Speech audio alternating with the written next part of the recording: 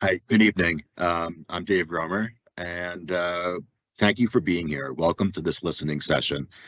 We all care about Glacier, and when we visit the park, I know we all want to be able to see and experience the things that we care about. So that's partly why we're here tonight.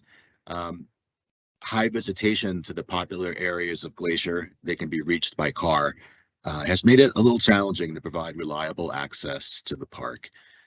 Overcrowding and congestion has caused vehicle gridlock and backed up traffic, leading to temporary closures of park areas.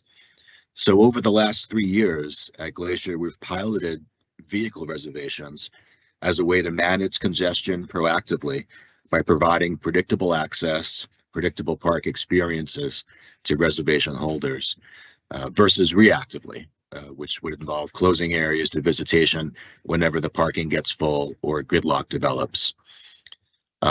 These listening sessions are to hear from you, to hear what you think worked, what didn't work so well, and where can we improve to do something differently in 2024 so that people have the best possible experiences in the park.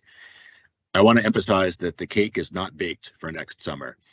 We're open to all ideas, and nothing is set in stone, and nothing is off the table.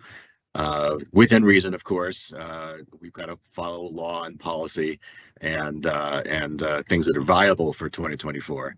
But I'm hoping that we're going to hear some helpful ideas from you that we can use to shape visitor access in Glacier in the summer of 2024.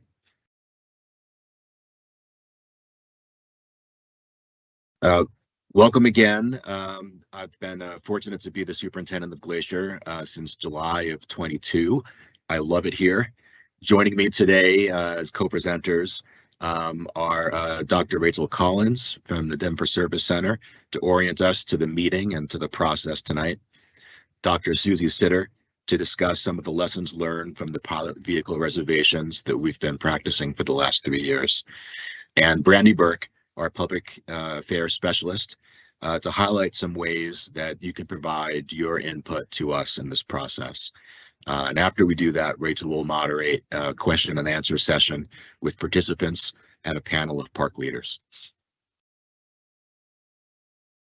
We're going to run through some park data and show you what we've seen the past few years, and then highlight ways for you to participate, and then go into the questions and answers. Let's go ahead. And one more to a picture that I'm sure you're all familiar with. Glacier is a very large park. What makes it a little bit different than many parks is that the road system is disconnected. Going to the Sun Road gets you all the way across from east to west and vice versa. But many Glacier, Two Medicine, and North Fork are distinct park areas. They're disconnected valleys, and each have a different character.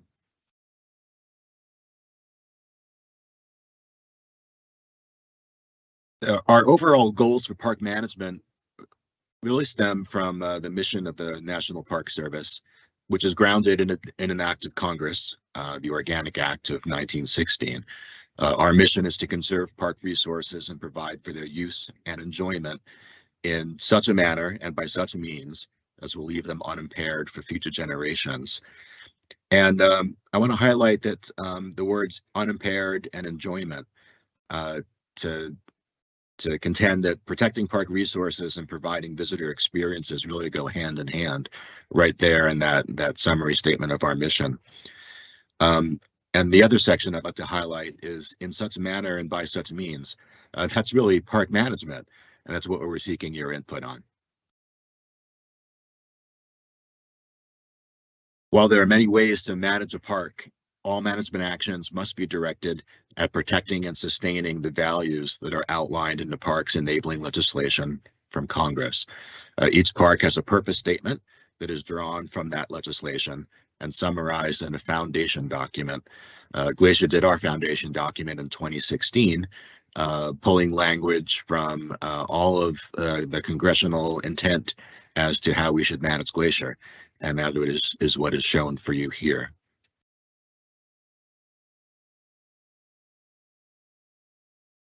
Glacier National Park has become an extremely popular destination.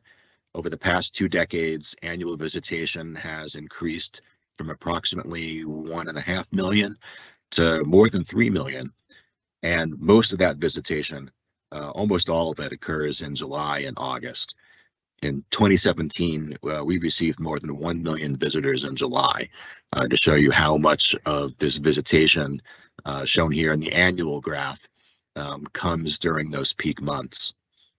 In the late 2010s, the experience of Glacier National Park, particularly going to the Sun Road, was often characterized by traffic congestion, long wait times, frequent unplanned closures at entrance stations, parking areas overflowing with vehicles, and crowded trails, overlooks, and shuttle stops. And as you can see in the last few years, except for the one pandemic year, 2.5 million seems to be our floor, and 3 million is about what we expect to see in Glacier every year now.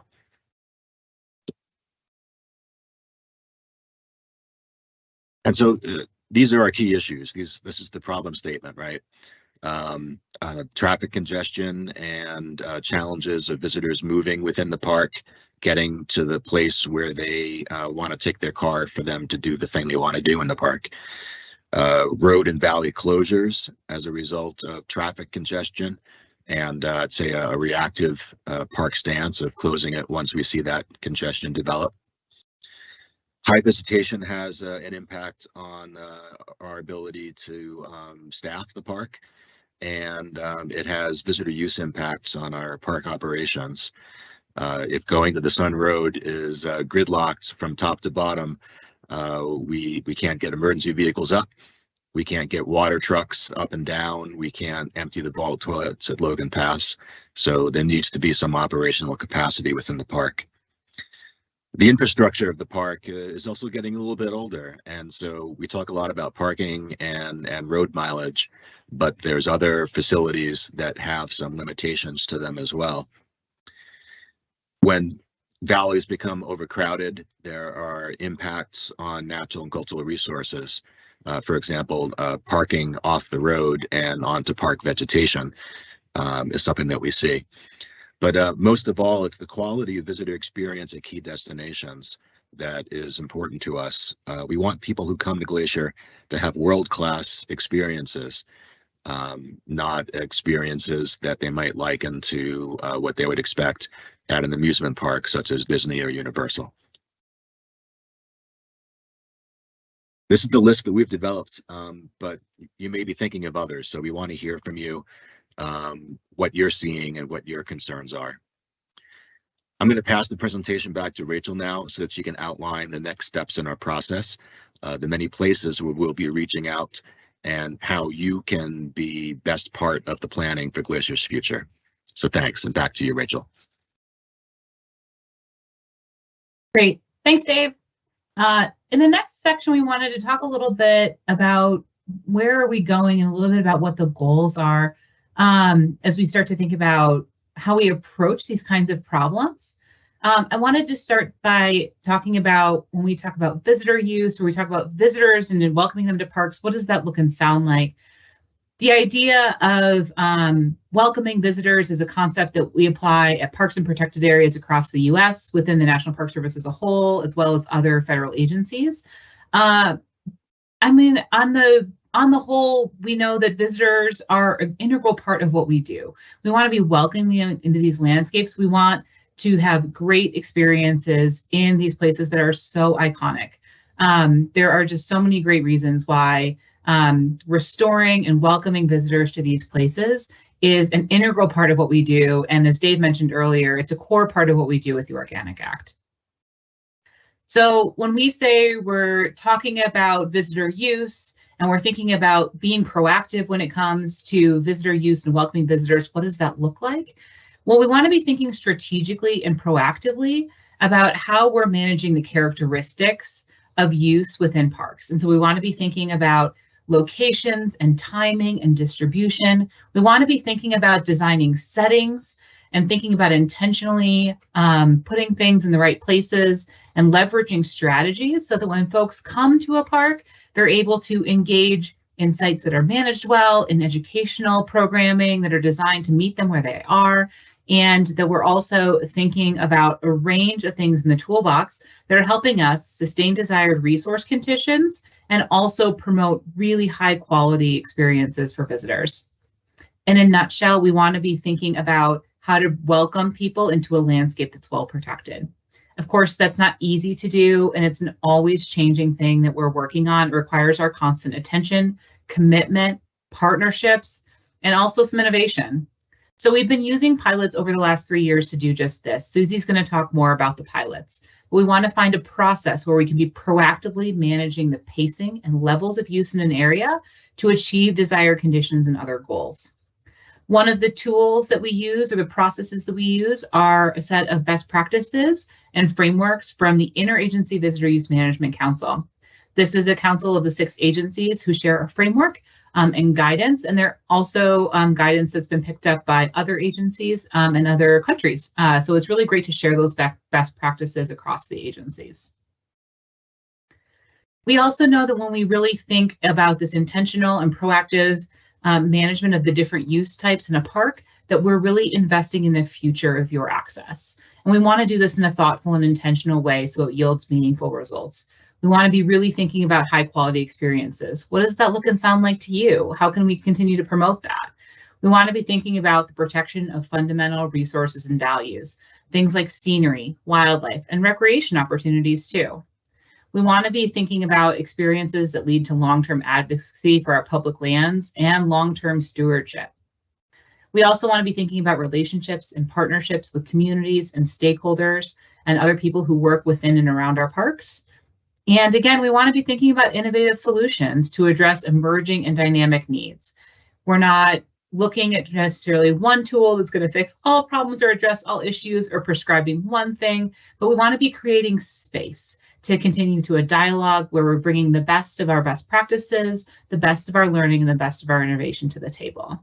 And so on a big picture, that's what we're hoping to do. That's what we're hoping to do with the continued dialogue. And why we really want to be making sure that we're answering as many questions as we can tonight, because we have an open public comment period right now. And we do really want to see through that comment period what your ideas are, what your thoughts are, and your perspectives. So with that, I'm going to turn it over to Susie to walk us through some insights that we've been gleaning from the last 3 years of the pilots. Over to you, Susie. Thank you, Rachel, and thank you to everybody for joining us this evening. Like Rachel said, I'm going to dig into some details about the pilots that the park has been using for the past couple of years to manage access to the park by private vehicle. And so Rachel, if you can go to the next slide. So since 2021, in certain areas of the park, vehicle reservations are the tool that Glacier National Park has been piloting to manage the amount, the location, and the timing of visitor access to popular areas of the park. And as Rachel mentioned, there are many different types of tools and strategies that can be used to address the key issues that Superintendent Romer talked about. And vehicle reservations is just one of those tools, and it's the one that here at Glacier we focused our learning around for the past couple of years. As you might know, starting in 2021, the park initiated the pilot just focusing on going to the Sun Road. This was an area where some of those key issues had really emerged in acute ways, especially related to some of the visitation dynamics of increasing visitation and close to some months having 1 million recreation visits, which we had in July 2017. And then through learning and monitoring the system in 2021, the park learned that other areas of the park, such as the North Fork in 2022, and then Many Glacier and Two Medicine in 2023, were also experiencing levels of visitation that required some of that reactive management with road closures or gate closures, creating unpredictable access for visitors that were arriving. Rachel, if you want to go to the next slide. So in addition to kind of thinking about where in the park do we have those key issues that a vehicle reservation as a tool might help to address, the park has also engaged in learning about how the system can be delivered and how that might be optimized in order to address the key issues that the park has identified, while also trying to maximize visitor access and to address some of the feedback that the park has heard over the years about how the system is delivered. And so for the vehicle reservation system here at Glacier, reservations are offered on recreation.gov. And as you can see here in this table, since 2021, we have made tweaks to the system around the reservation period, the daily hours, the length of the valid reservation, and then the booking windows during which reservations can be purchased on recreation.gov. And so these pivots might appear small in the table, but they've all been in the spirit of trying to understand how can we optimize this tool to address the key issues while also providing a maximum amount of access and really trying to be consistent in the way that we communicate some of this information to you all, the public, and also to our staff and others interacting with the park. So if you go to the next slide, Rachel. And so we have dug in a little bit to some of the data around who's using the reservation system. Now that we're 3 years in, we've been able to start to understand where people are coming from when they're purchasing reservations and how are those sort of percentages playing out and have they changed over the years. So here's just an example of the type of information that we're looking at and considering as we consider who's utilizing our system. And so these pie charts show a percentage of our reservations in each year were purchased by Montanans, and then a majority of our reservations were purchased by folks originating outside of Montana and other areas of the United States or international visitors. And so in the bullet, I also point out here that there are some differences between the utilization of our advanced booking window, which for those who might not be familiar, each year we've offered a booking window that's either 60 days in 2021 or 120 days in 2022 or 2023.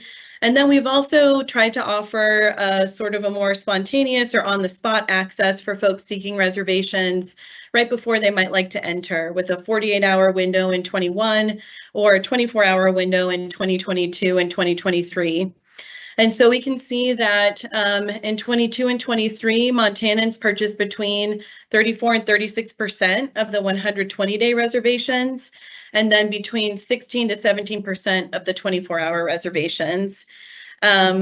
So again, this is just an example of how we're trying to learn from our system and understand who's coming to the park, and this is just one of those data types. Rachel, the next slide. Before we dig into what's going on and the learning that the park has engaged in each individual area where we've been piloting vehicle reservations, I wanted to take a moment to just orient you to what the type of data I'm going to present. There's going to be graphs, and sometimes it's a little bit helpful to have that orientation first. So here at the park, we do monitor the conditions created by the pilot vehicle reservation system. And for this presentation, we've decided to focus on 3 key metrics that we'll talk about in all of the areas where vehicle reservations are being piloted. And so first, I'll show graphs of the vehicle arrival patterns. Those are going to be average hourly graphs where we see on average how many vehicles are entering a given area in an hour. And that really helps to inform thinking around how quickly is an area filling, or how many vehicles are entering into an area that might be contributing to the traffic and congestion that we're trying to address.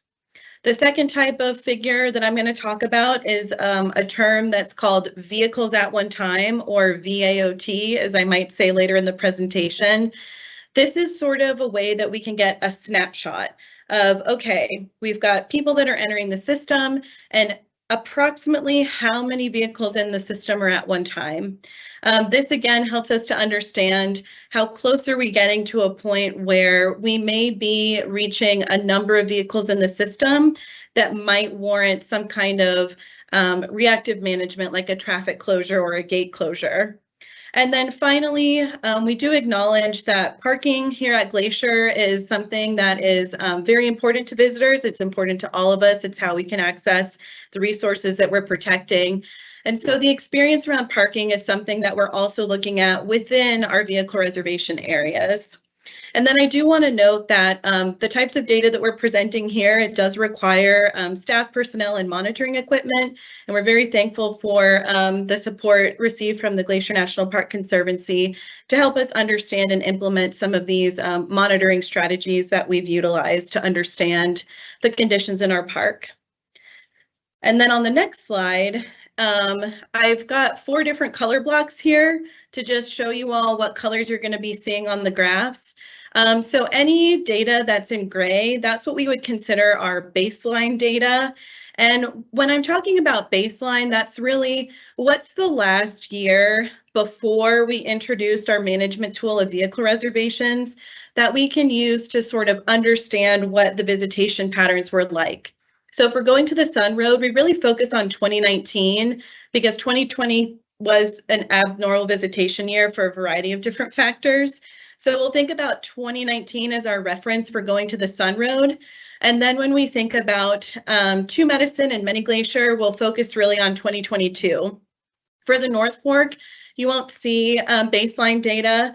Just given the remoteness of the North Fork and the different rustic nature of that area, monitoring equipment wasn't deployed with the same level of resolution prior to the system. And so we rely mostly on closure data and other types of data that just don't necessarily match what I'll show here. So now we'll take a moment and reorient and get into thinking about the Going to the Sun Road vehicle reservation pilot, which started in 2021 and has continued all 3 years of our pilot system. And so the first thing that we'd like to look at when we're thinking about going to the Sun Road and sort of how this system is serving it is thinking about the average hourly arrivals. And so you'll see here on the graph that there's one line that follows a bell curve. So it kind of peaks around 10, 11, 12 hours of the day, sort of 10 a.m. to 12 p.m. And that's our arrival pattern for 2019.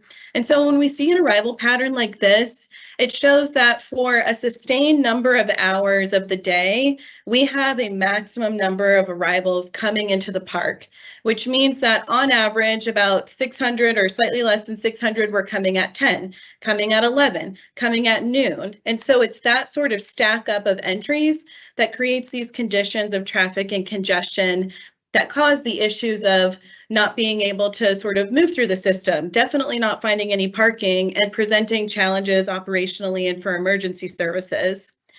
And so during the vehicle reservation pilot, when we've been managing access, you can see the lines for 2021 in dark purple, 22 in aqua, and 23 in orange, where we've distributed the use away from those peak hours. And while we still have peaks after our system ends, they're really sharp. And so that means we do get an increase in the number of people that are seeking to enter the park right after the vehicle reservation period ends. But we don't have that sustained continuous number of vehicles coming in. And in this way, this sort of helps us to maintain the flow of vehicles, helps us to achieve some of those desired conditions and address the key issues. In 2021, we did have a noticeable spike in pre-6 a.m. entries. That was the first year of our vehicle reservation pilot, and we understand that many visitors were rapidly trying to adjust to the new requirements that were in place during the hours of 6 a.m. to 5 p.m. In subsequent years, there's been different things that have impacted pre-6 a.m. entries, like construction closures in 2022. And then here in 2023, some construction and some other factors. But we do also see that after the vehicle reservation period has ended each day, we do get quite a few visitor arrivals as well. So let's go to the next slide, Rachel. And so this slide is going to focus on that vehicles at one time. So with this system, we see that not only have we impacted the arrival pattern, but we've also impacted the number of vehicles in our system at any one time for going to the Sun Road. And this, again, is a key component of understanding how well is this system functioning at addressing the traffic and congestion that it is intended to address. And so if we look at 2019, we can see that our curve is just under 1,750 vehicles in the system at one time, but that in all subsequent years under the vehicle reservation pilot, we've been able to bring that down. And what bringing that down does is really spread out the use to other hours of the day and also allow for the additional space in the system for the vehicles that are in there to be able to move around. And so we'll go to the next slide and think about vehicles moving around at one of our key destinations, which is Logan Pass parking lot. There might be a little bit of a lag on my end. Let's see. There it is. So for visitors to going to the Sun Road, Logan Pass and experiencing the wonderful opportunities that are Logan Pass is an iconic destination. And so the park has been tracking parking lot first fill times and other parking related metrics at Logan Pass to try to understand how is our system, which we see as adjusting arrivals and bringing down vehicles at one time, also influencing this key destination. And so here we have Logan Pass parking lot average time of first fill. So the first time in the morning when vehicles are really routinely circling and parking is really not available at Logan Pass. And so we see that under the vehicle reservation pilots, average time of first fill has shifted quite a bit at Logan Pass. One thing I do want to note here is that the data for 2019 are collected using a little bit of a different strategy where we were relying on staff call-ins, whereas during the vehicle reservation pilot, we've been using some data collection techniques that are not as based on sort of staff's availability to check. So we've been using some camera-based monitoring. And so this is just helpful for us to understand within our system, what conditions are we creating? And in 2022, I do want to point out that you can see that the average time of first fill was greater than in 21 or 23. And we think a driving factor of that was the west entrance really couldn't have any pre-6 a.m. entries in 22 due to a pretty hard construction closure. And so while Logan Pass was accessible from the east side, traffic that was entering from the west side was unable to pass through and potentially resulted in that later time. So we'll go to the next slide.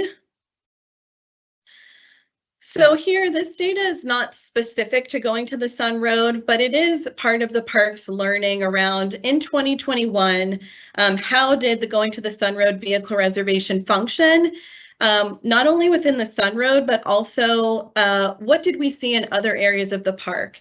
So 3 other key destinations are the North Fork, Many Glacier Valley, and Two Medicine. And so here we have depicted are the traffic closures per year in Glacier National Park valleys.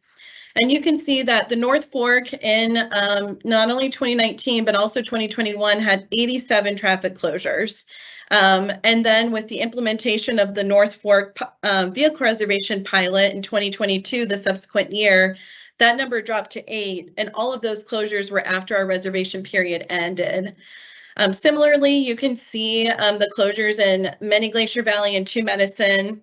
And so this information is the type of information that the park was also collecting in addition to those metrics on the Sun Road to understand how the vehicle reservation tool was impacting other areas of the park and what issues might be emerging that might need to be addressed by that tool.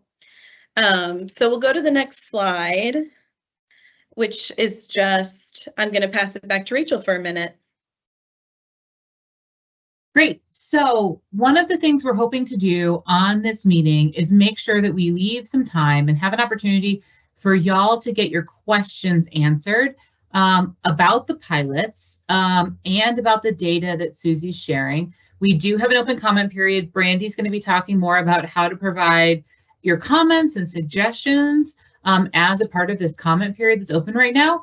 But we wanted to also provide an opportunity while we have all of this staff here live to see if you have any questions that would help inform how you put your comments together. So we're just going to take a 1-minute pause right here so folks don't have to think and listen at the same time. If you have any thoughts, or if you have any questions specifically about the Going to the Sun road pilots, this would be a great time to enter them into that Q&A box, and we'll just give it about another 30 seconds here for folks to type those in.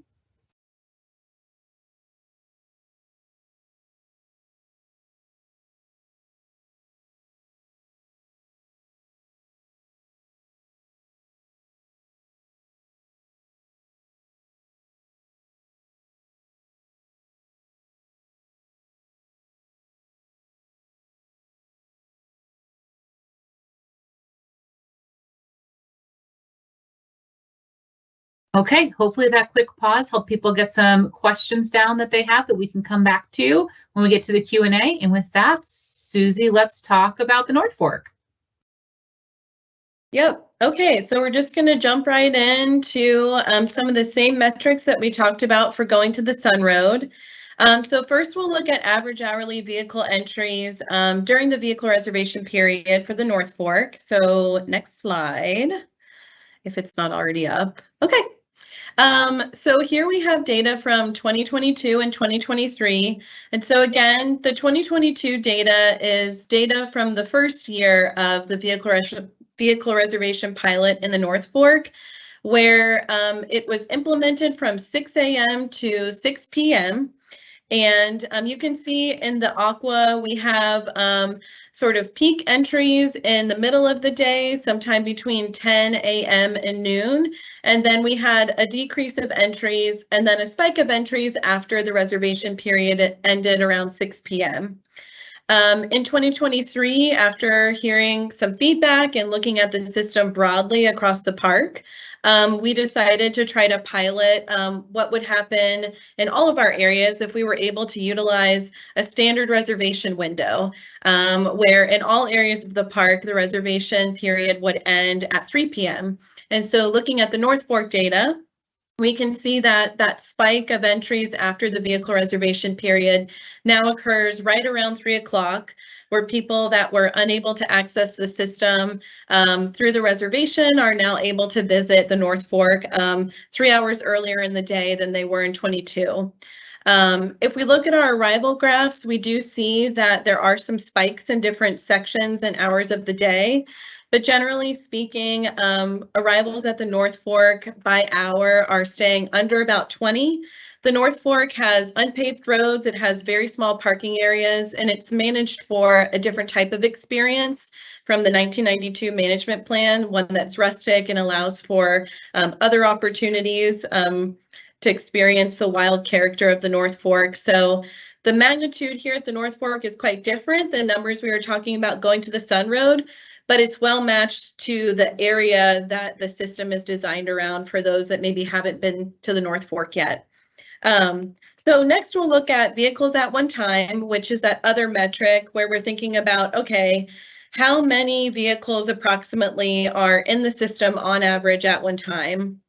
And so here in 2022, we see that the average daily peak vehicles at one time in the North Fork was 46. And in 2023, that number is lower, it's 34.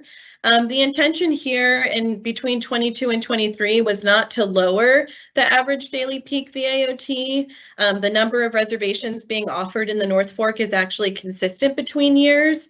And so here, this is an example of how vehicles at one time might be influenced by shifts in visitation patterns, shifts in how long people are using the area, or shifts in the number of vehicles that are entering for overnight camping into the North Fork. So this is just to say that it's something that the park is exploring to try to figure out how these differences have arisen and what impact or contribution the vehicle reservation pilot has made on that condition. And so on that note, in the spirit of learning and trying to understand how we can utilize the vehicle reservation pilot as a tool, this year we've taken a deeper dive into some of the internal dynamics in the North Fork, just in terms of looking at how reservations are selling, what other things are going on. And we've seen that consistently North Fork vehicle reservations regularly sell out. but our VAOT and average hourly entries suggest that not all of those reservations are likely being utilized each day. And so this is another question that we've identified through our monitoring and are looking to collect more data on, and something we're actively looking at this year. We also know that in the North Fork, if you've been up there recently, there is quite a bit of construction on Glacier Drive, which is between the community of Polebridge and the North Fork entrance. And for a variety of different reasons, folks might not want to be driving on that section, although you can drive on it perfectly fine. It is open. There's just construction. And then also we do see that there's still demand for access after the vehicle reservation period. So given all of these data streams, and Rachel, if you want to put up the animation, for a period here in August, we've decided to increase the number of daily reservations available for the North Fork to try to understand how the number of reservations and these other conditions are related, and how, again, we might use this tool of vehicle reservations to achieve or address the key issues that Superintendent Romer talked about. So that's it for the North Fork in terms of the data, and so I'll pass it back to Rachel for a brief pause. Great, thanks, Susie. So that was some great information about not only what's been going on in the North Fork, but how we've been adapting it over time. If you have any questions about the North Fork pilots, this would be a great time to enter those in the chat. We'll take another just brief pause so folks can have a chance, have a break to be able to type those in while they're listening. And then we'll move on.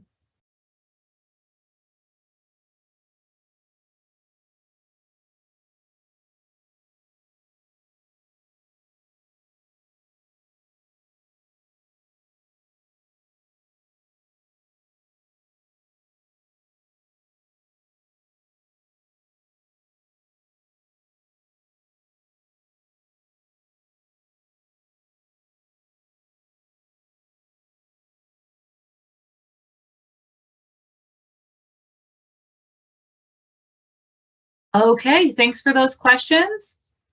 Susie, can you tell us about what's been happening at Many Glacier? Yes, so like I talked about, we're going to go back to average hourly vehicle entries, because that, again, is kind of the one of the things that we can use consistently across these valleys to understand how the data is sort of manifesting under our system.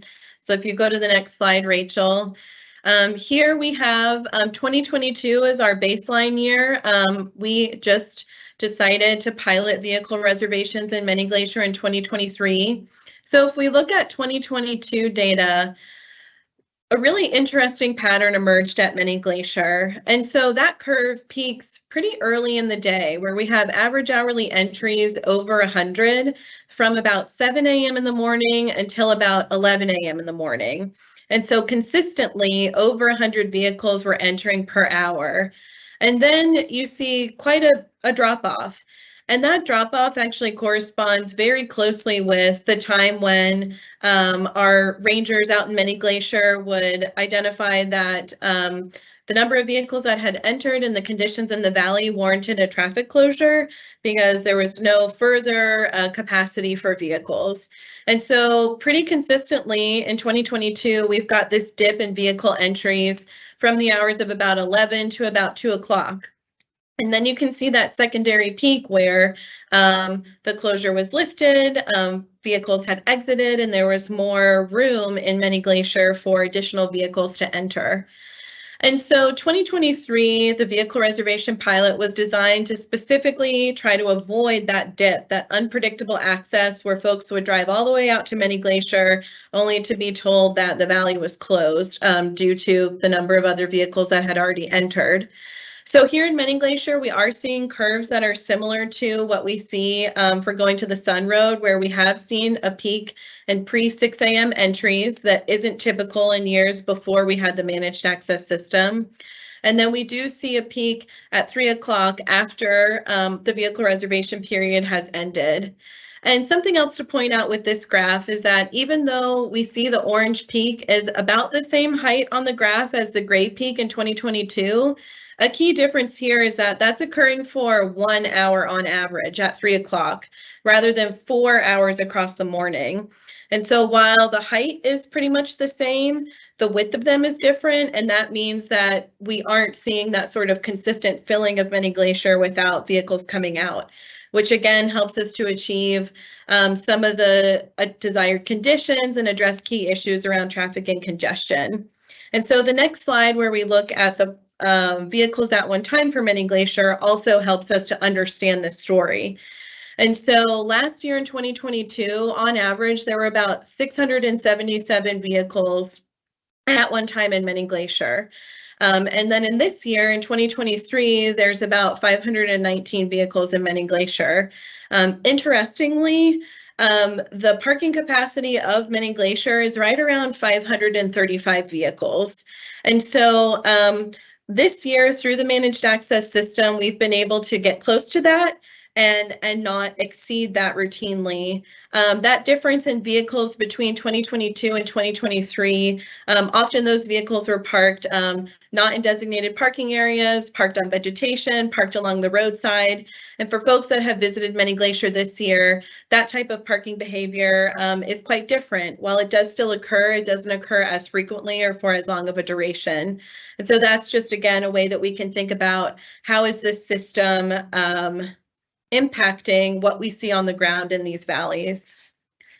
And so we've also engaged in learning this year. It's been our first year of the pilot. We only started reservations in many Glacier July 1st, so we're coming up on about 2 months here.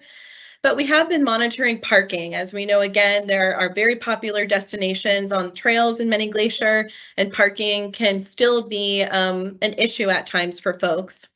So we look at parking across the valley. So we look at the parking areas at the hotel, at the popular trailheads, all the way at the parking at the front of the valley.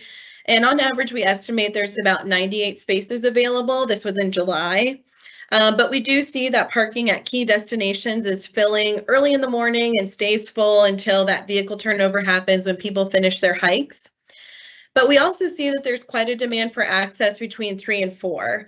So taking all these streams and trying to balance visitor access with also achieving that sort of not reaching traffic and congestion levels that would approach a capacity.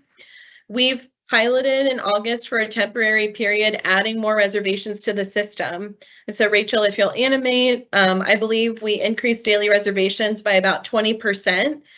Just to see, okay, we see that these data are coming in, we see about parking spaces, but we also see about demand.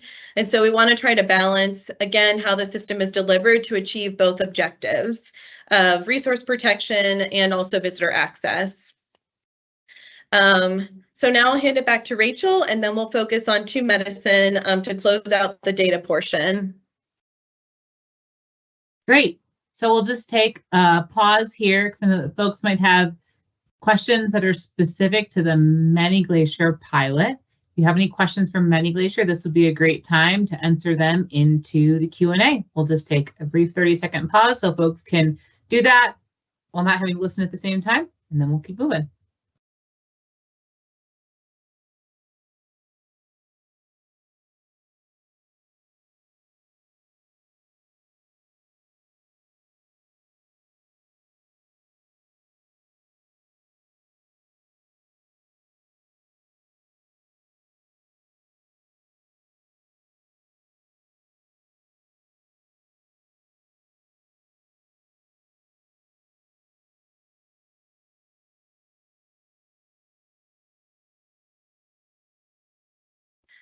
All right, and so last but not least, we'll look at the same 3 measures for 2 Medicine, which was the other area that the park added to the vehicle reservation pilot in 2023. So Rachel, if you'll go to the next slide, we'll look at the average hourly vehicle entries during the reservation period. And again, the gray line here is data from 2022, which we consider to be that baseline, that last year before trying out a new management tool in 2 Medicine. And so we can see that, again, we've got kind of that early morning peak where on average we had slightly less than 80 vehicles per hour entering between the hours of about 9 a.m. and noon. And so that 9 a.m. and noon corresponds with that dip right after that time, which was typical of when a gate closure would happen in 2 Medicine, given the number of vehicles that had already entered. And then you can see that on average, those closures were a little shorter in 2 Medicine. We still have that spike again in visitation around 2, 3 o'clock in the afternoon, which corresponded with the opening of the valley after the closure. So that's the condition that we were trying to address in 2023 through the vehicle reservation pilot. And with our pilot, that is a condition that we have achieved. We haven't had to use unplanned gate closures in either Mini Glacier or 2 Medicine to date, regardless of whether it was during the hours of our vehicle reservation period from 6 to 3 or after. And so we look at 2023 data, we see that that use is a little bit more spread out. We still have a curve, but it's a little fatter on the ends. And then that dip just corresponds to a natural dip in when people entering the system. It doesn't correspond to any type of closure. And then we see at 3 o'clock a spike of vehicle looking to enter 2 Medicine after the reservation period. We do see a little spike in pre-6 a.m. entries that you can see in the orange line, which is different from before the vehicle reservation tool. But it's just, again, something that we're looking at and learning from and trying to understand how conditions shift. And so we'll look at vehicles at one last time, and this time we'll focus on 2 Medicine. And so that you can see in 2022, our average vehicles at one time was about 268 for the peak VAOT. And then in 2023, that number is a little bit lower. Just like in Mini Glacier, this 2023 number is more comparable with the estimated parking capacity of 2 Medicine, which is about 258 spots.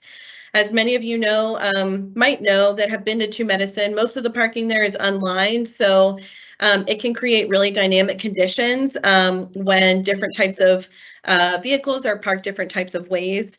But our crew out there does a really good job of trying to help navigate visitors through parking in 2 Medicine.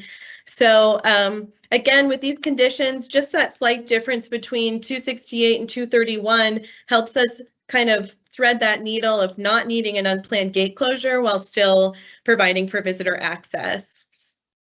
And then last, we'll talk about our learning from 2023. Just like in the North Fork and Mini Glacier, we're trying to understand in these outlying valleys from the Sun Road, how are the conditions changing and how can we continue to learn from and improve vehicle reservations as a tool?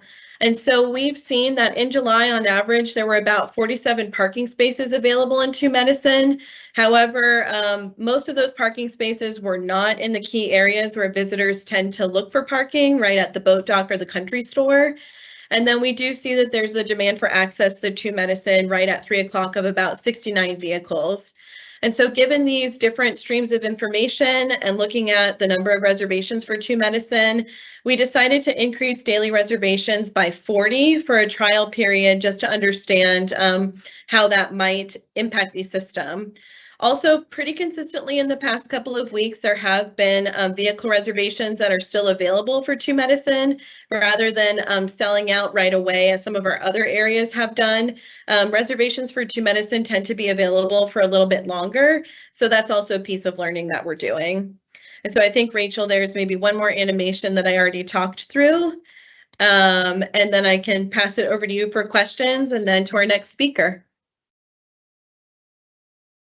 Great. So let's just take a quick pause here to see, before we get into the next section, about what the comment period is about and what kind of feedback we're looking for in the comment period. I'll just give you a quick break. If you've got any questions right on the tips of your fingers about 2 Medicine that you have, go ahead and drop those into the Q&A, and then we'll move on to the next section.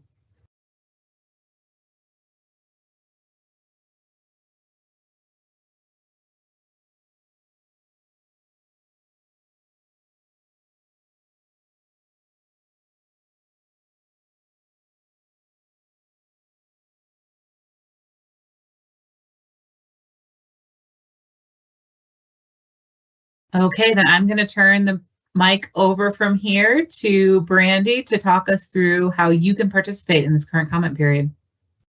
All right, good evening, everyone, and thank you so much for taking the time to join us this evening. And so we'll go ahead and go to the next slide, jump right in. And so we have some questions that you'll find on our project website that we're focusing on. What experiences in Glacier National Park are most important to you? What does your ideal experience at Glacier National Park look or feel like? What most attracts from the quality of your experience in the park, if anything? What did you learn from the 3 years of vehicle reservations pilots at Glacier? What worked well for you? What could have been better? The National Park Service mission calls us to ensure fair and equitable visitor access while providing high quality experiences and protecting the park and its resources. What strategies should the National Park Service consider to achieve these goals? And so these are the questions that we have on our project website. There's also another question. If you think that we're missing something here or there's some feedback that you want to provide to us, you have an option to do that. We are here and we want to hear what you have to say. So Rachel, if you'll go to the next slide, please. So it's really important that we reiterate that we've learned so much from the last 3 years of these vehicle reservation pilots. But as Dave said in the beginning of this, it's not a finished product. We're looking for your feedback in particularly in order to make a better system for next summer. And so how you can participate. The link here at the bottom will take you directly to our project website where you can provide your feedback for the park, and you can look at a storyboard that has a bunch of information about what we've done in the last 3 years on top of the information that we're providing tonight. Our open comment period is open through September 30th, so be sure to get your comments in before that period in time. And then help us. It's really what we need from you. So Rachel, the next slide, please. This is just a screenshot that shows you our project website. If you see over to the left, you can see the tabs, and there is a specific comment now button there. And if you go into the storyboard, the comment now button, we've kind of placed it all over the place in order for you to easily find it. So please, please, please, we are looking for public feedback and we want to hear from you.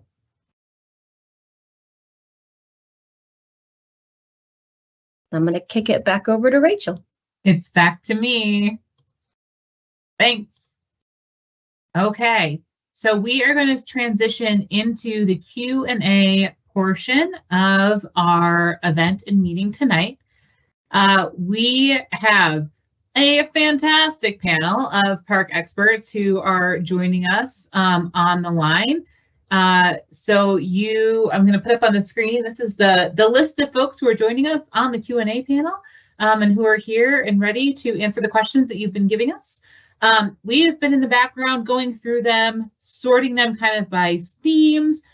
We want to be effective with our time and get to as many questions as we can. That said, we also gave you a bunch of information and we've been going for a minute. So what we're going to do at this point in the presentation is we are going to take a roughly 2-minute break to organize the questions by theme, make sure that we've got a good cluster of them, also give y'all a chance to answer any questions you were saving until the end and get those into the Q&A.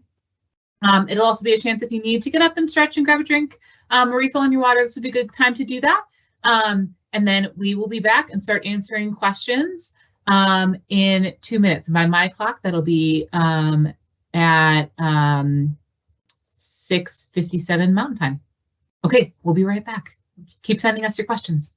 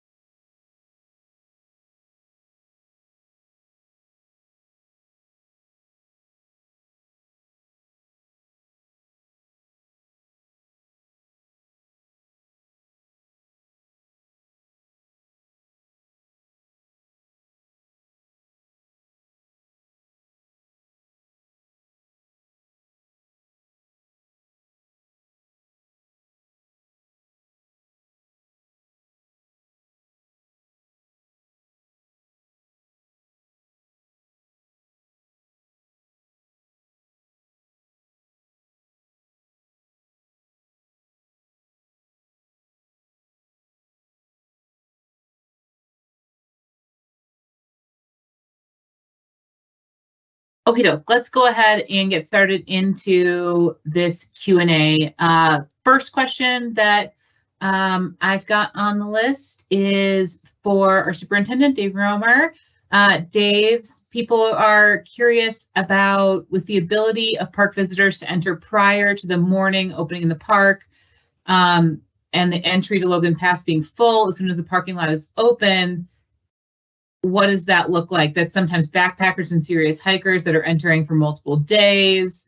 And then there's some different changes to parking in there. Is there other ways we can start to think about Logan Pass? Maybe some different mixes of overnight and day use parking, I think, is part of the question in there. How might we be able to free up some parking spaces in some high demand locations? How are we thinking about parking allocation? Yeah, it's a great comment, and there are some ideas in there too about having backpackers sign up for shuttles in order to alleviate parking space and leave that for the people that are just parking for a short time and move on. Yeah, that's exactly the kind of comment and idea we'd like to hear. And just please make sure that you enter those comments into the Pepsi website, parkplanning.nps.gov/glacier VUM. That will be sure to capture it in all the digestion of these comments that we'll be going through during this public comment period. So thanks.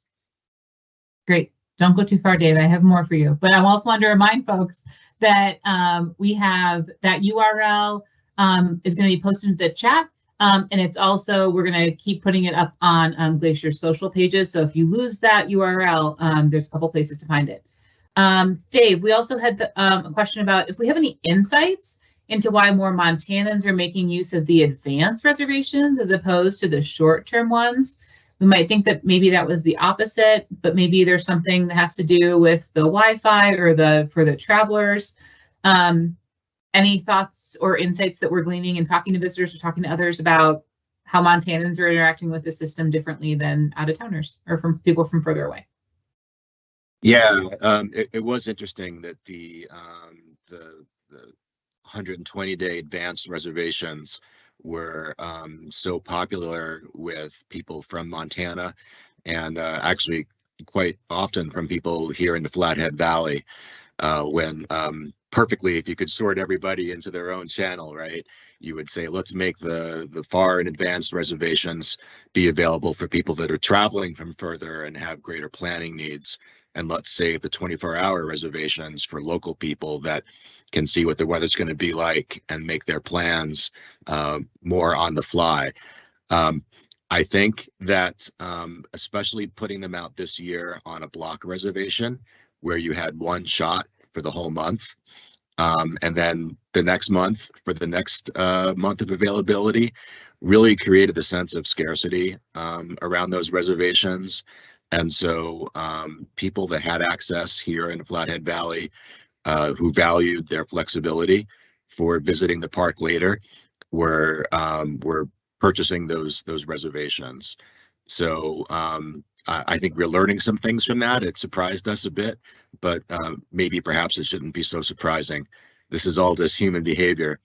And like I said, we're going to learn from that. One of the things I've learned is I would really not want to put out block reservations again. The rolling reservation window seemed to be a little bit better, where if you don't get it one day, well, you could try it again the next day for that next period of availability.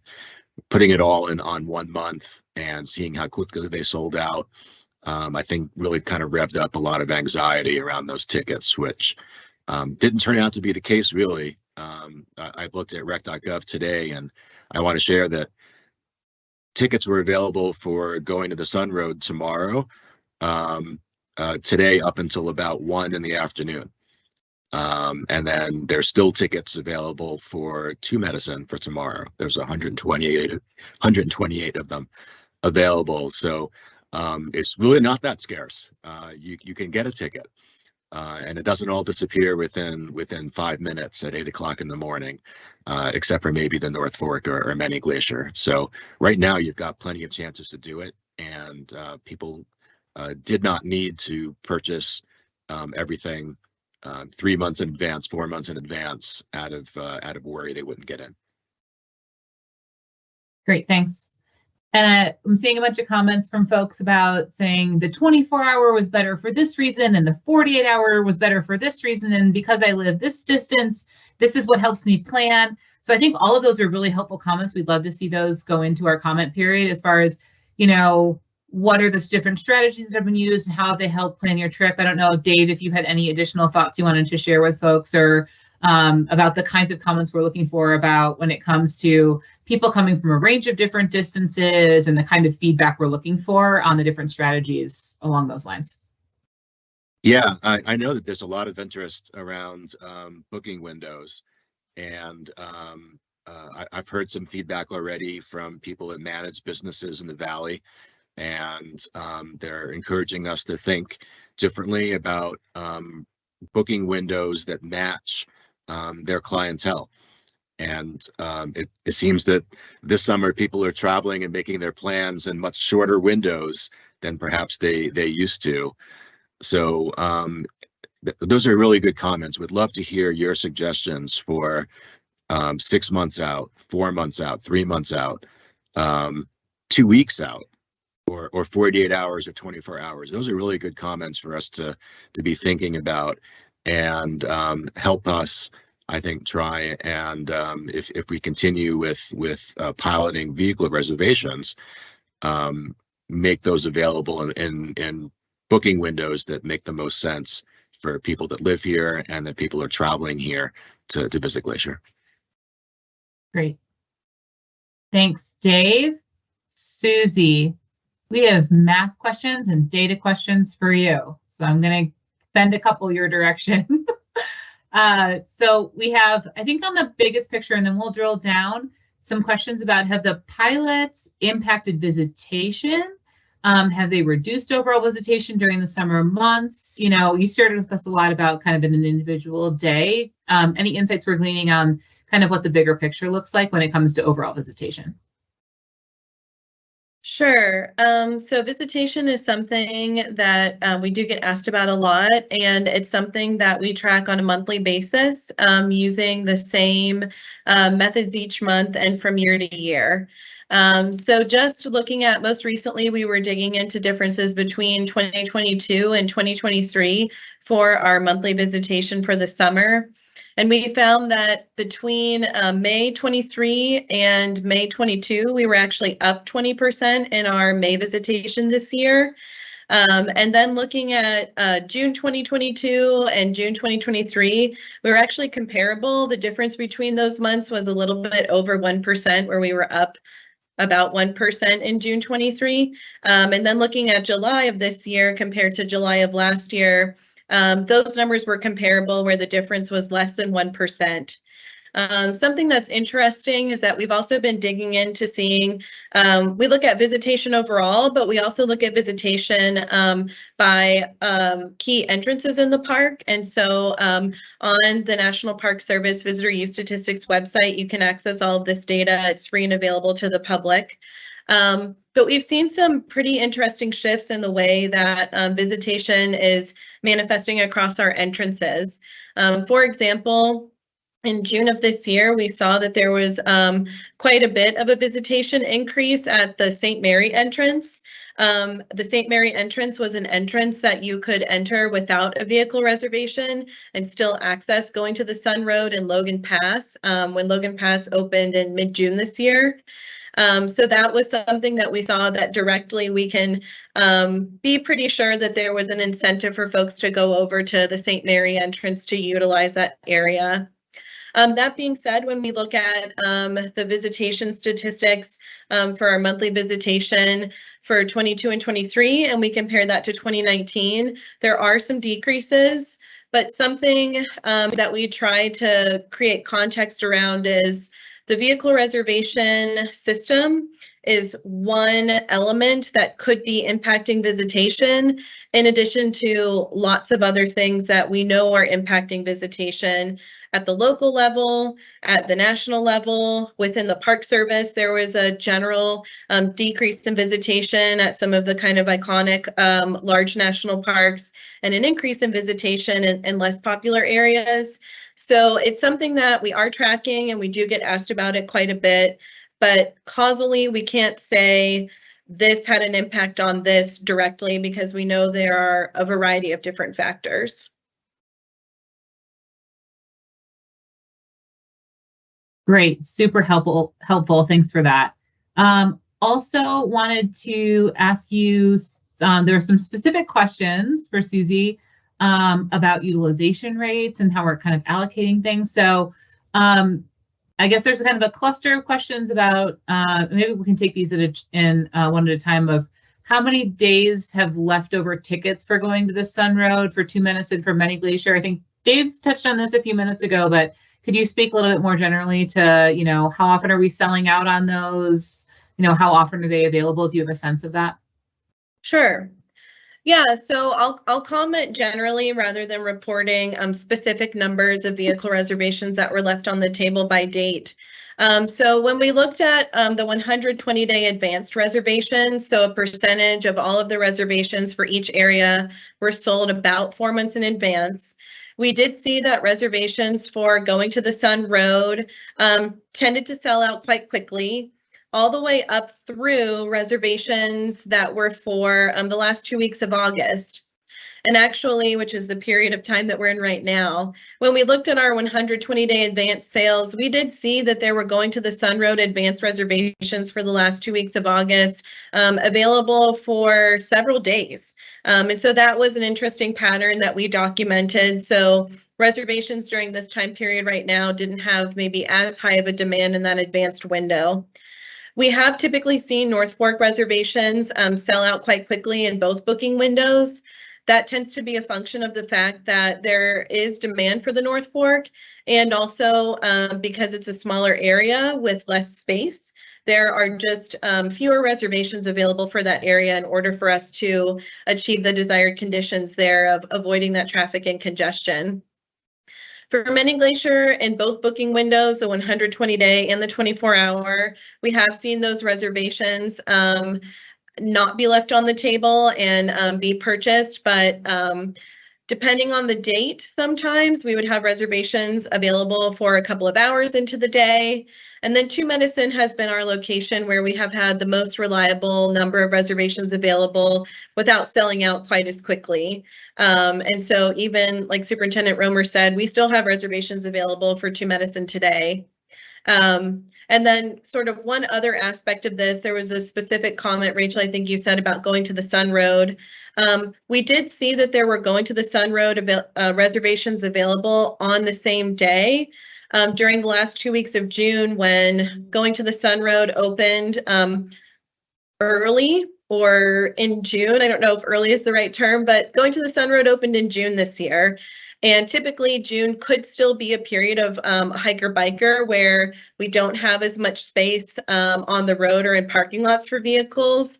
So we were able to add a greater number of reservations into the 24-hour allocation to respond to that opening, to provide visitor access.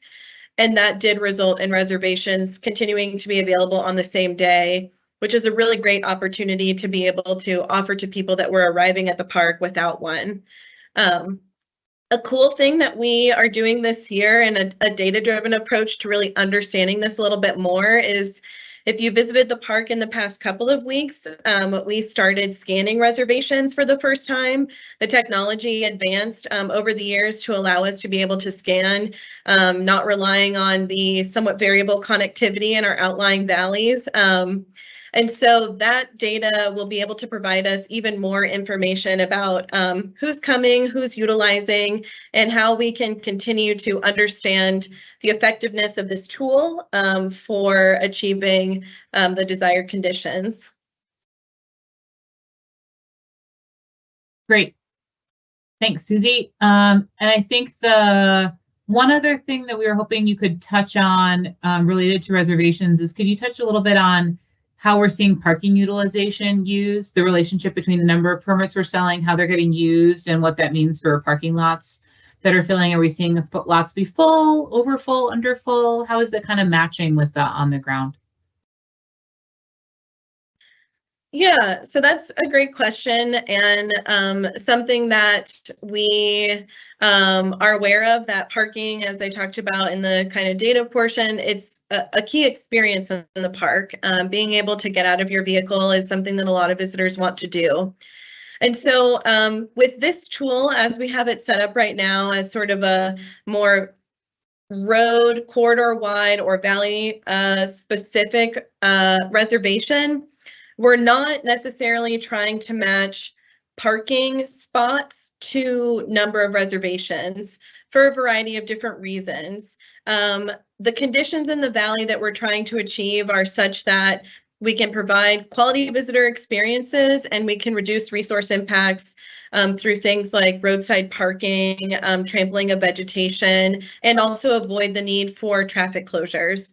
And so that's a delicate balance between not only number of parking spaces, which is certainly a component of how we calculate the number of reservations, but also things like how long are visitors spending in the valley? If we had 100 vehicles that entered and parked for 8 hours, that would be really different than if we had 1,000 vehicles that entered and parked for 1 hour each. So we're kind of trying to design a system where we are able to match the demand for access with the available space while also achieving the desired resource and visitor experience conditions. Some other factors that we take into thinking about how many reservations we sell for each valley are things like parking for overnight guests, whether they are camping or in lodging, and vehicle turnover rates and utilization rates of campgrounds or other areas, folks that are entering to utilize concession or other business services. So we use a consistent formula across all of our valleys, and we've used a consistent formula across years. But the inputs to that process change each year as we continue to tweak and learn from what those data points are. So not a direct one-to-one, and we don't advertise that a vehicle reservation for a specific area will guarantee a parking spot in another area. But we do welcome any feedback, any ideas that you have for how we can think about parking and how we can continue to improve that parking experience here at Glacier. Okay, great. Thank you, Susie. We have a couple of questions for Steve about our commercial services. Steve, this is a two-parter. I'm just going to toss you both of them because I think that they're connected. One, I think people are generally curious kind of the relationship between the pilots and commercially available transportation and those kinds of things. So if you could speak generally to that. And I think more specifically, do we have any data or information about increases in tours or experience bookings, or is the demand for those kinds of activities increasing under these pilots? Yeah, both good questions. So demand for commercial services inside the park has been strong for some time, and it was strong prior to our VUM pilots, including tours, the commercial transportation component with red buses, sun tours. We do monitor or try to monitor whether or not there's been increased activity as in relation to trying to gain access. We saw a little bit of that in the early years of the pilots, but we've worked with our commercial operators to adjust cancellation policy to kind of stem that, and it seems to have been effective. And we're not seeing widespread cancellations as a result of folks getting a commercial reservation and then canceling it as a means of getting access. So we do watch it. We were concerned about it initially. We try to track it, We're just not seeing it in the later years of the pilot as being a pervasive issue.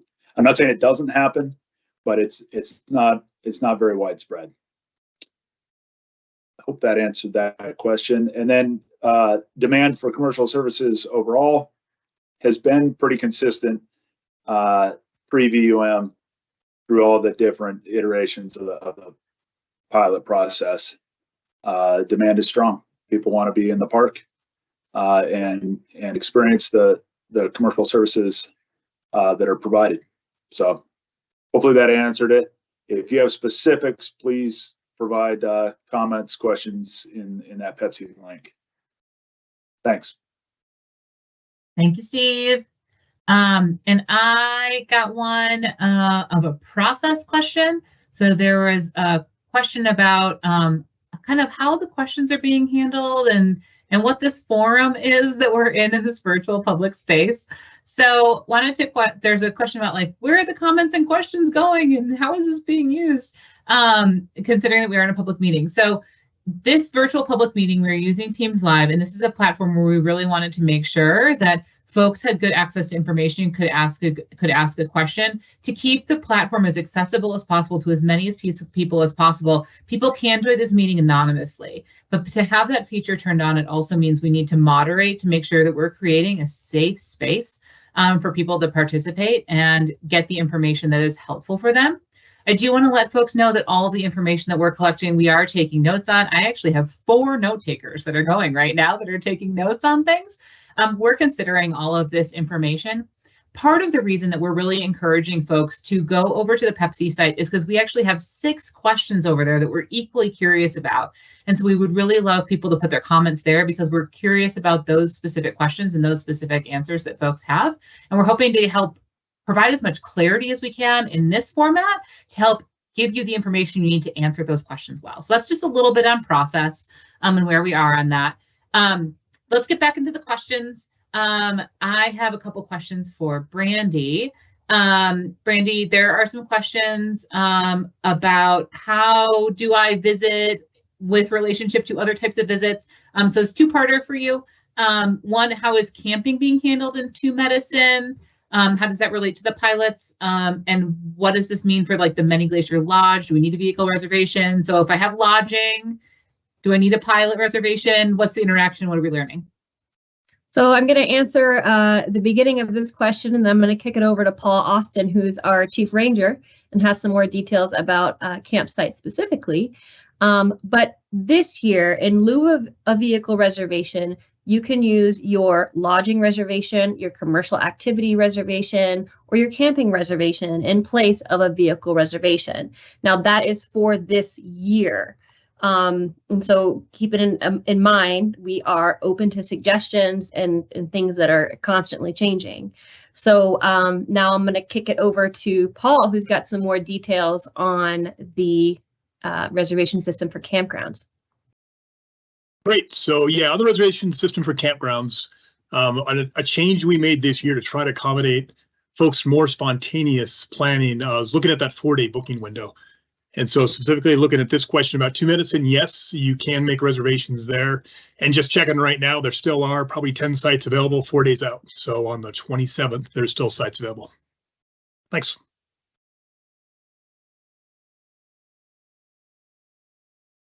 Okay, great. Looks like we have some resources questions. So I'm going to toss those over to you, Phil. So one of the questions that we have related to resources is by opening the park at 3 to kind of an all-comers number of visitors, that's maybe taken away some of the quiet times in the park. And people are curious, what kind of impact does that have for wildlife? Are we taking a look at that? By spreading the visitation out, we spread the visitation out. Are there impacts to wildlife or to quiet times or other kinds of things? What are you seeing from that end of things? Oh, Phil, you're still on mute.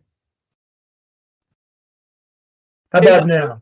You're great, thanks. All right, so I was hoping for a little easier question. I think in general, increasing visitation, increasing traffic, can have negative impacts on park resources, including wildlife. The question itself is complex because different species react in different ways. You have direct impacts. You have the response from the animals. Bears, for instance, they may be displaced. They may become tolerant. In worst case scenarios, become habituated to that. So resources are a huge part of what we're trying to achieve here. What is the best balance for protecting the resources? In particular, the crepuscular, twilight, and early dawn are sensitive periods for wildlife pretty much across the board.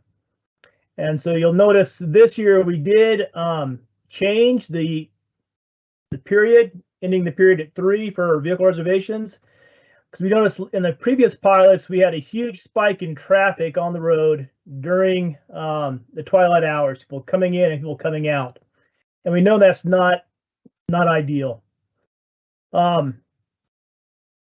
Again, the direct impact, if there's too much traffic, that's an impediment to wildlife movement, whether they're trying to access food resources or whether they're migrating and looking for other animals. So some of the things we did look at, again, adjusting the time to reduce that level of traffic during the crepuscular periods. Things we're also looking about and look at other studies, talking to other parks about, is are there methods to reduce an unending stream of traffic? That applies not just to the road traffic, but also to trails. If you have, 10,000 people walking a trail for 24 hours, not a good opportunity for wildlife to cross. But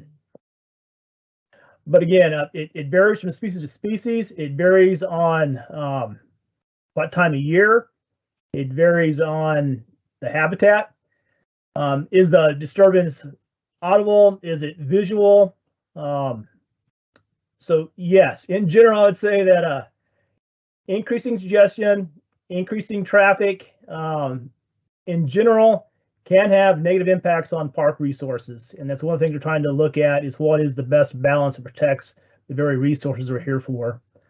But again, I wish I had a very quick answer to say, yes, this equals that, but it's complex. Food webs, habitat, very complex.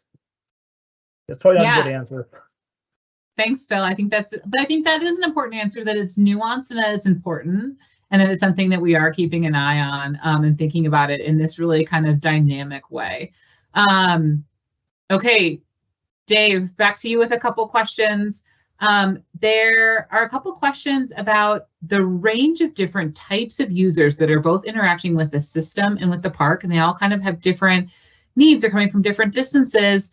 So when we start to think about different user groups like locals and seniors or those other maybe types of groups, have we thought about different systems or different allocations? How do we think about them interacting with the reservation system?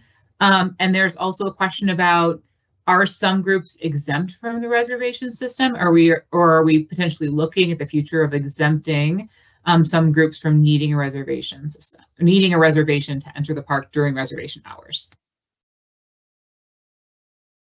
Yeah, those are great questions, and they're ones that I hear in some variation of that quite a bit. I'm especially interested in thoughts around how to make reservations more easily obtainable, accessible for people that don't use computers, that don't have access to Wi-Fi. I know that the rec.gov platform also has a phone system for it, but yeah, these extra steps I know are a barrier to people, and so I hear from people with disabilities for a whole host of reasons find the system a little bit difficult.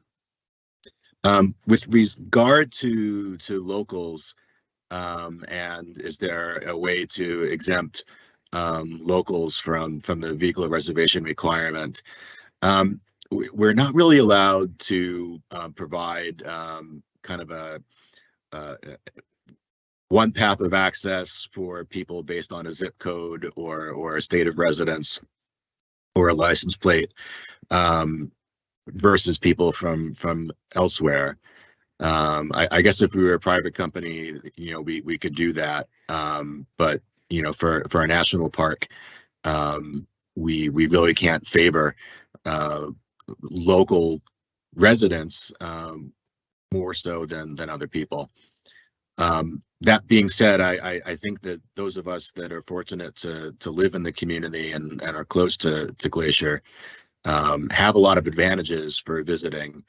Some people will tell me flat out that they don't go to the park anymore in July and August. It's too crowded, but they go to the park other times during the times that aren't under the reservation months or the time of day.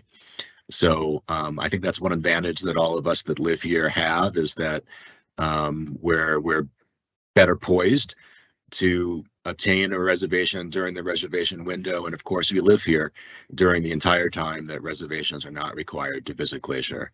So I don't know if that fully answers the questions that were asked, but I do want to state that as far as law and policy goes, I don't have any mechanism to say, oh, you're from Montana, you're from this zip code, and so your way into the park is this way, and you don't have to worry about getting this ticket. This ticket's only for people that visit from New York. we can't do it that way.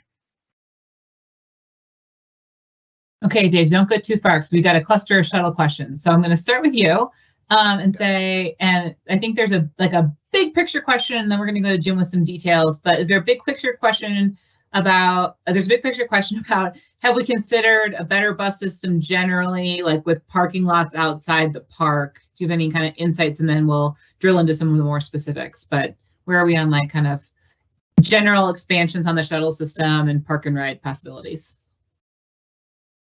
Yeah, these are really great thoughts too, and we're a little bit challenged in terms of thinking what we can do for 2024, because I don't think that anyone's about to write me a giant check for a fleet of buses and for land outside the park to purchase and make operational for next year. But I realize that the questions are also kind of longer term. In the short term, we operate 37 or 38 buses in our fleet, which are free for the public to ride on going to the Sun Road corridor, and only in that corridor. We don't yet have the ability to expand that shuttle system to other areas of the park, like Mini Glacier or Tumed. And we're somewhat limited in terms of the cost as to how many of those buses we can either expand or replace as buses get older year to year. So I think we're currently replacing about 3 to 4 each year to keep that system where it's at. So questions for a shuttle system for our consideration, and really I think for your consideration and for your thoughts are, who would ride a shuttle?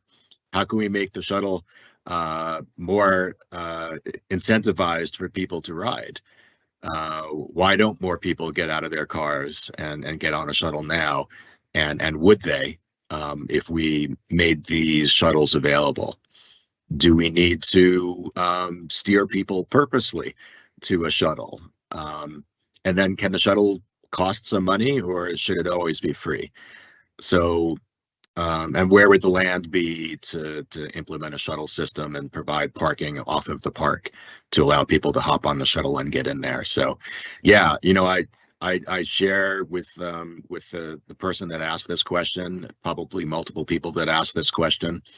I'm thinking about shuttles all the time, and I think any solution in the future for Glacier is going to include some measure of increased and improved transportation into the park that involves people getting out of their cars and getting into a bus.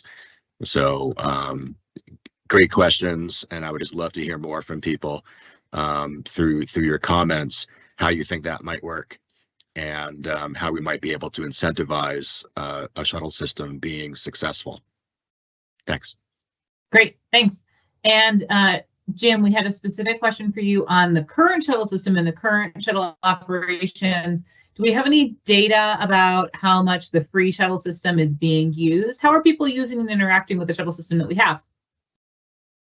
Yeah, we sure do. Good evening, everybody. Jim Foster, Chief Facilities here at the park. So this system has been free since 2007 when it started, and has been going on since then.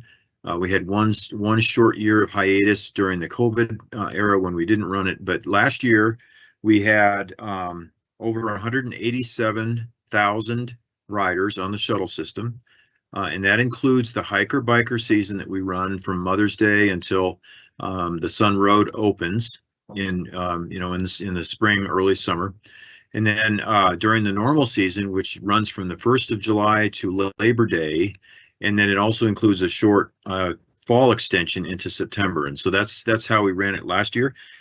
This year we're tracking more ridership than last year, so we're gonna exceed that. I believe that the max number of riders we had was back in 2017, and we were over 220,000 riders during that year. So it is definitely a popular system, and I think it's becoming more popular, and couldn't agree more with Superintendent Romer's comments. And one of the comments I did see in there was about not putting in parking lots in the park, and I couldn't agree more with that. We've got to figure out how to do it outside the park in terms of the parking and so forth. So thanks for that question.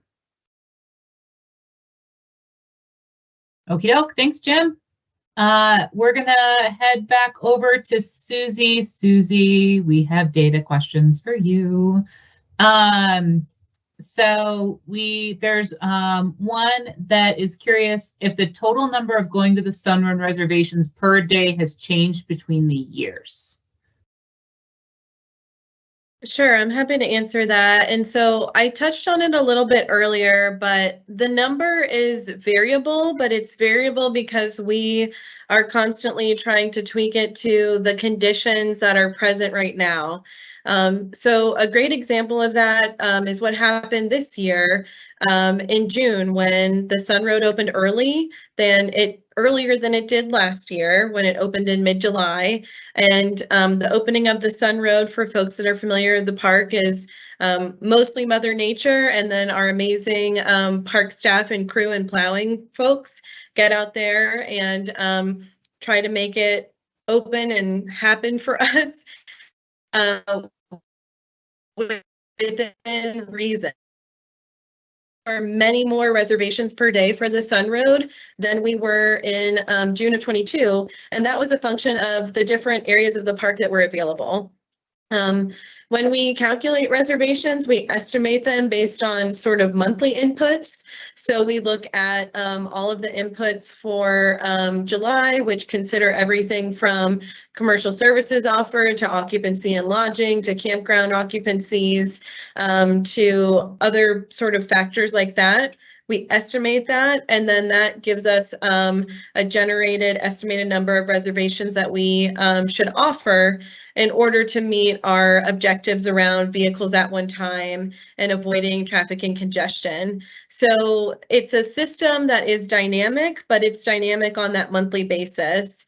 But overall, we haven't changed the process that we use from year to year. So it's been consistent in terms of what inputs are we considering, the math that goes into it. But we do look at things year to year because we know, especially here at Glacier with such a short summer visitation season, things can be quite dynamic. And so we really like to be able to pivot. I'll point to just one more example. In the presentation, we talked about looking at what was going on with parking and demand for access after the reservation system and where parking was filling in the North Fork and Two Medicine and Many Glacier. And this year we have decided to increase the reservations offered 24 hours slightly in August, just to really understand how does that number impact those conditions. As we look to just, again, learn about the effectiveness of this tool. So if you were to compare North Fork reservations from last year at this time to North Fork reservations at this year at this time, you would see different numbers, and that's a function of this different learning. So hopefully that provides some clarity there for the folks that answered that question. And if, again, as Superintendent Romer has been saying and Rachel has been saying, if you have thoughts or ideas about how we can communicate that more clearly or other things that we should be considering when we think about that, please do include them in your comments on Pepsi. Great. Two more for you, Susie. There's a question about why some of the screenshots, maybe some of the communication materials show Memorial Day to Labor Day, but the dates might be different. Can you clarify where we are on dates for maybe this year? Yes.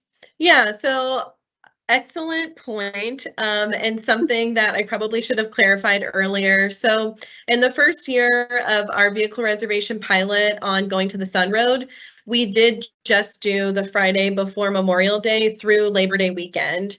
In order to have a comparable slice of time for 2022 and 2023, we decided to just depict that data. So we were showing you consistent curves from year to year. In 2022 and 2023, we have started the vehicle reservation pilot beginning the Friday before Memorial Day. And we have extended it through the week after Labor Day. That was based on learning that was done in the 2021 vehicle reservation pilot on the Sun Road, where we did see quite a spike in visitation after Labor Day once the reservation requirement had lifted, and it created conditions that were problematic and sort of going backwards in terms of what had been achieved with a vehicle reservation pilot. So great point, and I'm sorry for not communicating that earlier, but it's just to have that representative amount of time, 21, 22, 23. Okay, thanks, Susie. And one more for you. While I've got you, there was a question about if we know the average length of someone's stays with Going to the Sun Road reservation. How long do they actually stay in the park? Yeah, so that's a great question. And we have sort of two ways that we think about this.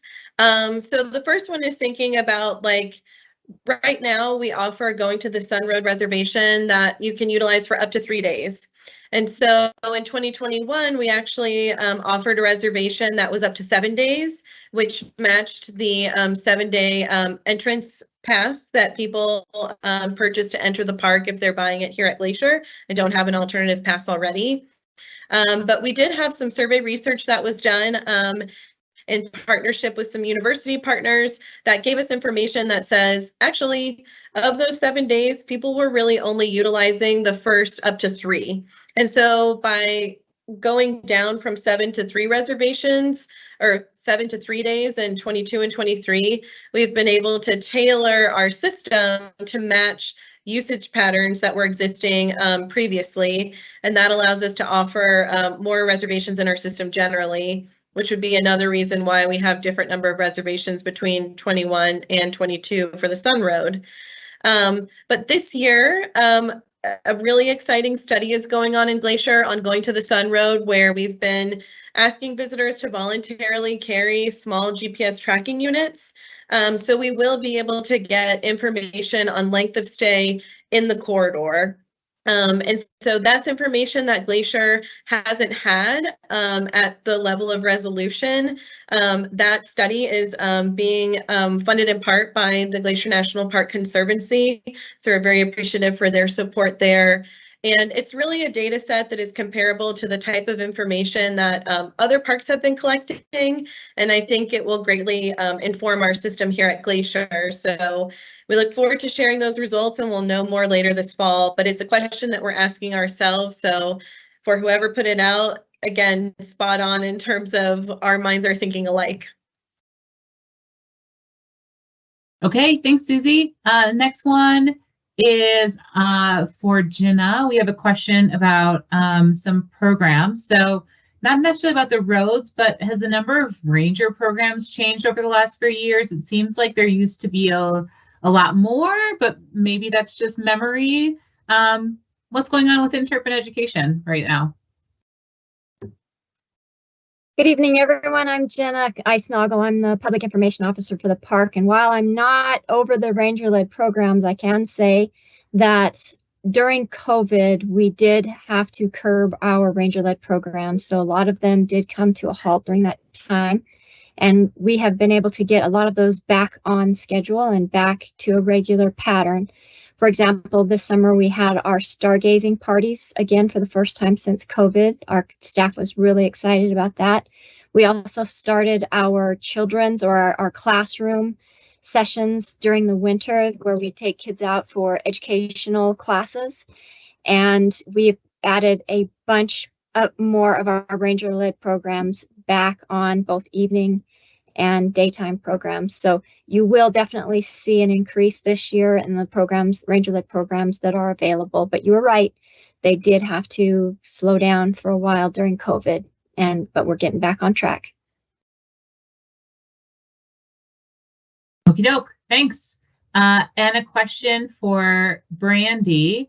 Someone's curious if we've considered cutting back on advertising how great Glacier is. With maybe that all of the promotion has led to overcrowding and visitation issues. This seems like the reservation systems could be an attempt to fix what was maybe created by all of the invitations we issued to have people come visit their park. So you set it a great middle ground between helping us think about visitor use and messaging. What are your thoughts? So Jenna, feel free to jump back in here if you want as a public information officer, but Glacier National Park does not advertise, we educate. And so I wanted to throw this in there as well. We have been working very, very closely with external agencies like Glacier Country Tourism, the local chambers, external travel agencies to really educate visitors on the process and what we're doing and how to best protect our resource. Jenna, do you have anything to add to that? Yeah, I would just reiterate that Glacier National Park does not pay for any paid advertising. We as a federal agency are not able to pay for advertising even if we wanted to. So that definitely is not happening. And I also know that our tourism agencies who we work closely with have switched from advertising coming to the Flathead, for example, and switching to destination stewardship advertising, where they have taken a great lead in the Recreate Responsibly campaign. They have put up billboards, they have advertising in airports, they've put quite a bit of resources into handouts and things like that. So they are definitely, I've heard a statistic, I don't know if this is correct or not, but I've heard that the local chamber has not advertised coming to the Flathead for at least 10 years. They do advertise winter activities and encourage people to come during the winter time because that is a slow time for the Kalispell area at least. But they definitely have curbed back on the advertising, the area in general, and are putting a lot more resources into, hey, when you do come visit us, make sure and help us take care of the resources so it's here for many generations to come. Okie doke. Thank you for that. Dave, one more for you. There's a question about if we have any thoughts about moving the Going to the Sun Road 3-day permit requirement past APGAR, so folks have access to the shuttles and to APGAR and to the other resources in APGAR. Have we thought about it? Is it a suggestion we consider? Any thoughts? Yeah, for the person that asked that question, we are thinking very much alike. I really wish we had an ability to do that this year. We do have a very significant road construction project on the west end right near APGAR, and with that construction project and the construction traffic through it, the thought of trying to move our checkpoint where we check for reservations towards that intersection to allow people to get to APGAR Village and the APGAR Visitor Center with vehicle turnarounds and that operation. We just couldn't have it all happen in the same space this year, so we had to punt on that for now. But in any future vehicle reservations on the west entrance, we would look to have as a feature of that access to APGAR without needing going to the Sun Road corridor vehicle reservation. We've been successful in making a change like that on the east side, which we did last year and again this year, where the fee station at St. Mary is not the beginning of the reservation requirement. You can come in, travel further west to Rising Sun, and it's beyond Rising Sun where that vehicle reservation is necessary. And so that's a space where we can turn cars around pretty easy. It's not so heavily trafficked, so it's a safe operation there, and it provides people with access to the shuttles from the St. Mary Visitor Center and to some of the trails in the park on the east side of the park. So we would be looking to try and do that in both sides of going to the Sun Road corridor in an ideal world if we were running vehicle reservations there. I saw a similar question too about providing access further on to Lake McDonald Lodge and what would that look like. And we don't know what it would look like.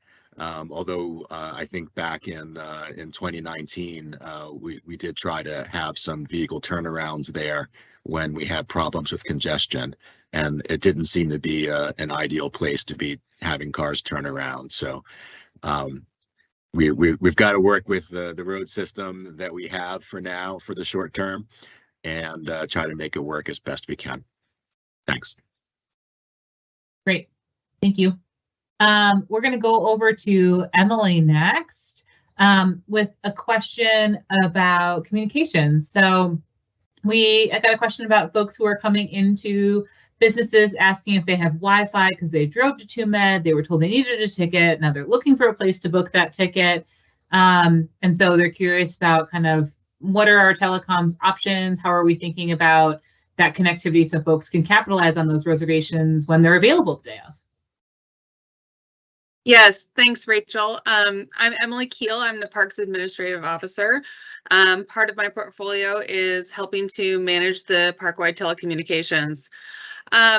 So we do have a telecommunications plan that was finalized, and forgive me here, 2021, maybe 2022, which does outline our opportunities for internet connectivity, et cetera, throughout the developed areas of our park.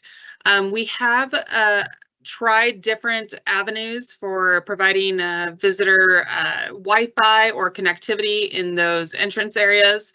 We are continuing to expand that and look for opportunities. We currently do not offer internet or cellular coverage in all areas. We are working with local providers, our cell tower companies or cell tower providers in the areas to see ways in which we can expand that service, but still pointing to our telecommunications plan as that document that we adhere to in expansion of those services. So again, looking for those opportunities and open to feedback about the challenges that our public face when trying to get a reservation. Thank you. Thank you, Emily. And seeing there's also, we're getting close on time, but we want to get to a couple more, a cluster of questions about the different reservations and how they're being used practically by people. And Steve touched on this a little bit, but I would love for him to come back on and maybe expand on this. I know we've got also Jenna and maybe Paul related to campgrounds, but there's a cluster of questions about, can I use my lodging reservation at Many Glacier to access going to the Sun Road, or folks using lodging reservations to access the road? And then there's a follow-up question about camping, and are people using camping reservations to access areas and then not actually camping? So how are we seeing kind of the mix of reservations going together? So maybe we'll start with you, Steve, and then if Jenna and Paul, if you've got additional thoughts, feel free to jump in.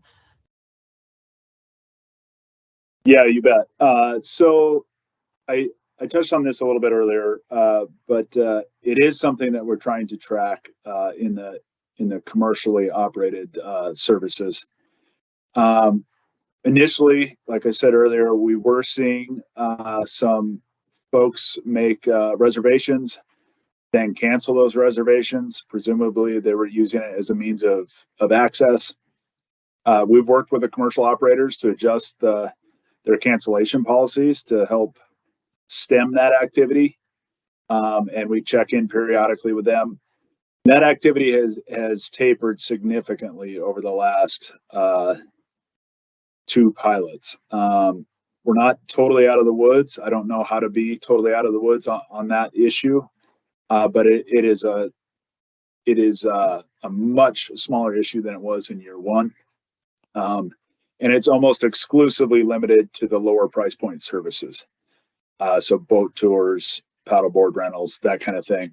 We're not seeing it on any magnitude in the higher commercial service or higher price point commercial services like lodging or horseback rides. So it is something we're trying to track and monitor and continually improve on. We know it happens a little bit, but it looks like it's happening less and less, and hopefully that trend continues. And hopefully we can continue to develop tools to further stem that activity. I'll defer to somebody else on the campground side of it.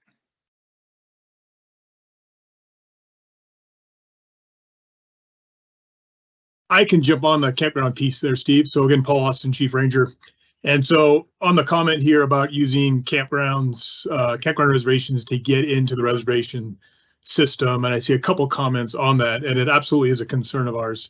Using the reservation system, I should say, for to get into the campgrounds, and then not using the campground reservation. And so as we go and we work in our campgrounds and look at our campgrounds, we want our campgrounds to be used, and seeing basically a number of sites not being used, and then having other visitors want to use the campground and not be able to. So it's something that we are aware of. We're working both with rec.gov as well to see if there's maybe an answer within that system, as well as we look through to how can we free those up after 24 hours or whatever that would mean.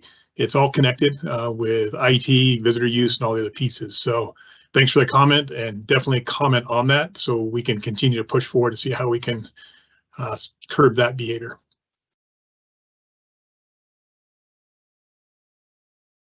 Okay, thank you. And I think that we're getting on time. We want to make sure we get a couple announcements in, but I do have one more question for our superintendent, Dave Romer. There was a question about what sorts of long-term plans are being made to look at increased valet parking and shuttles for the Going to the Sun Road. We're mostly talking about next year right now, and that's the phase we're in, but what's on the horizon for you? Yeah, we're really focused on the strategy for next year and trying to have this opportunity for public input while the experience is fresh in our minds, right? We're still doing it right now. And so that we can turn around some quick decisions and provide some certainty for next year. We're not engaged in a long-term planning effort right now. And we're in discussion with other parks and trying to, I think, develop where we can a consistent approach towards the use of some of these tools in managing visitation to parks where there's conditions like ours, overcrowding and a need to protect that visitor experience. So, short answer is right now we're not engaged in a long-term planning process.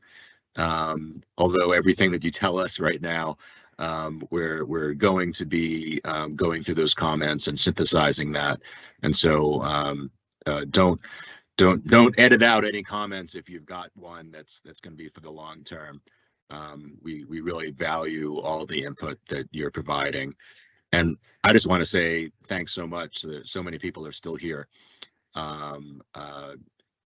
Hopefully you've been grabbing another beverage from the refrigerator and settling in and getting your questions addressed in this question and answer session. So thanks so much.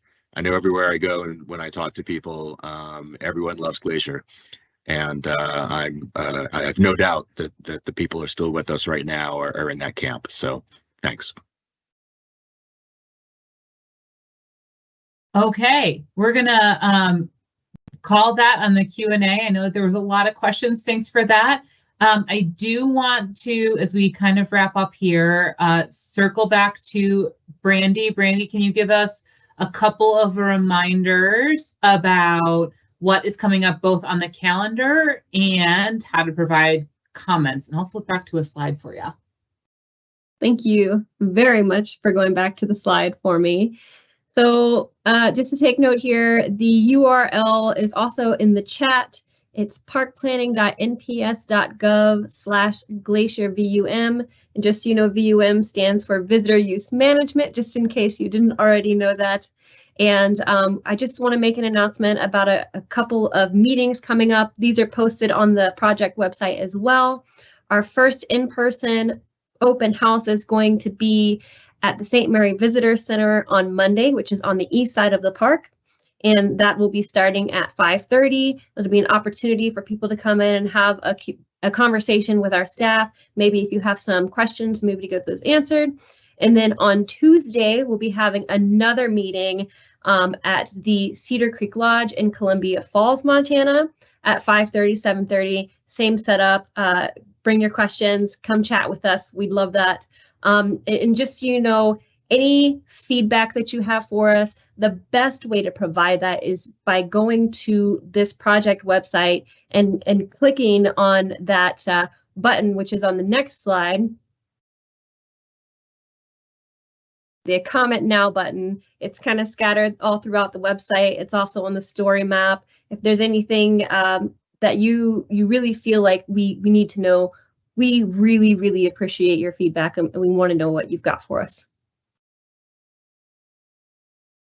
Okay, and I think that's the announcements. So y'all have heard enough from me on questions. So I will toss it to our superintendent for closing thoughts on our meeting. Dave, you want to close us out? Yeah, I just wanted to close out again with a sincere thanks to everyone who's been here for the last 2 hours of our presentation and Q&A. Hope it's been valuable for you. I know that your input and feedback is going to be very valuable for us. I will be at both of the open houses next week. And if you're able to be there and want to meet and discuss in person, I look forward to that. I love talking to people and hearing from you. So tell your friends and neighbors, tell the businesses that you visit to come out to those open houses. Let's make them fun and informative for us so that we get the best out of it. If I can just throw a shout out to the team on the back of the house working the presentation tonight, my coworkers and colleagues, thank you for all the work that you've put into making this presentation succinct and useful. And I really am fortunate to work with such great people here in the Park Service. So that's it. That's it. We're done for tonight. Thank you so much, everyone. Have a good night. Good night.